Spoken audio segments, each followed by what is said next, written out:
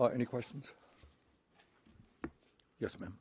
Are you confident you have the votes if this comes to a subpoena? Well, you know, in the Senate, you're never totally confident of anything, but yes, I think we will have the votes. Yes, ma'am.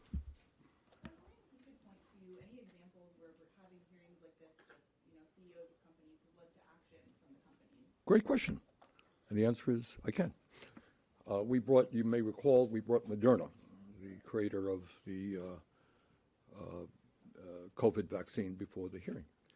And we said to them, you're now going to charge 4 times more for the vaccine, which was developed with a lot of taxpayer dollars, than you previously charged the government. And you've got millions of people who need the vaccine who can't afford it. What they said, and my understanding is they kept their word, is they would make the vaccine free to people in a non-bureaucratic way. So if you are uninsured or low income and you walk into a drugstore today, you can get the Moderna vaccine. Furthermore, we had a hearing, as you may recall, on insulin, and the high cost of insulin. Diabetes, as you all know, is just a horrible problem in America. And we had Eli Lilly coming before on the panel, coming before the hearing, and saying that they would not raise the cost of their insulin products. They promised the committee to do that, and to the best of my understanding, they have kept their word. So those are 2 important examples of where we have had some progress. I think at the end of the day, these guys get away with murder because they do it quietly. No one quite understands it. And when they're forced to go before the American people, they want to think twice. And I think they are prepared to make some changes. Yes, sir. You are whom? Ben Leonard from Politico.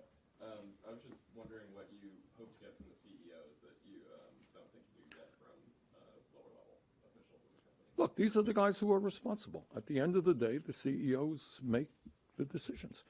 And they have got to be held accountable, and they have got to tell their underlings that the American people are sick and tired of getting ripped off and paying the highest prices in the world. And I think if there is, and I think we're seeing this in diabetes and in insulin, it's not an accident, not certainly just what the committee did to lower the cost of insulin. It's what the American people are doing. They're saying, hey, we're tired of this. And they're glad to see leadership in Congress supporting their needs. Yes, sir.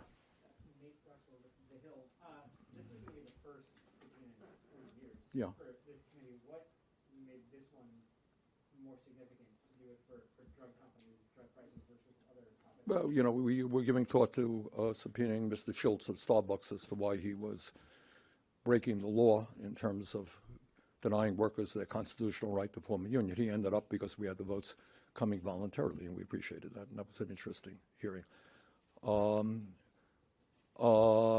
Look, this is an issue. It's an enormously important issue. It impacts, as Senator Markey said, all aspects of health care. A drug is, no matter how great the drug, ain't worth much if people can't afford it, right? And we all have constituents who tell us over and over again. So it's enormous. If you're interested in dealing with a dysfunctional health care system, this is an issue that has to be dealt with. Ma'am? So a lot of companies raise drug prices. Why did you choose these 3 companies? Well, these are very significant companies. Medicare, for example, as Medicare went forward to try to determine appropriately so which drugs they would negotiate prices for, these, it turns out, were some of the companies that they selected. Because they are widely used drugs, they're very expensive drugs. So that's the obvious answer.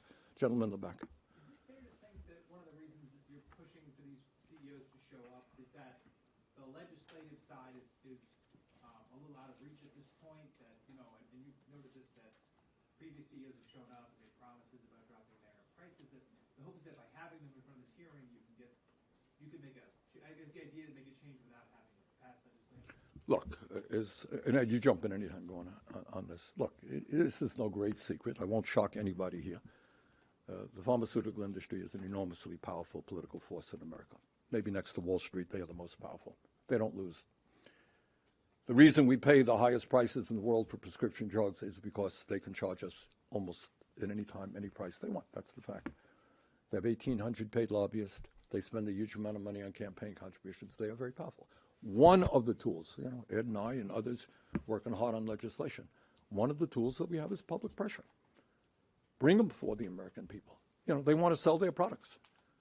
And if the American people understand what's going on, I think that puts pressure on them. That helps us lower the cost. And can I just say, having CEOs testify who say they don't know enough about their companies to testify will force them to bring everyone in the company in and then start to ask them, why is it 10 times higher in Great Britain than it is in the United States? Go down the numbers for me. I'll have to answer. And the same thing will be true, you know, for every one of these drugs that these companies make. So to the extent to which the CEOs are saying that they're not qualified to testify as to why their prices are high and their profits are high,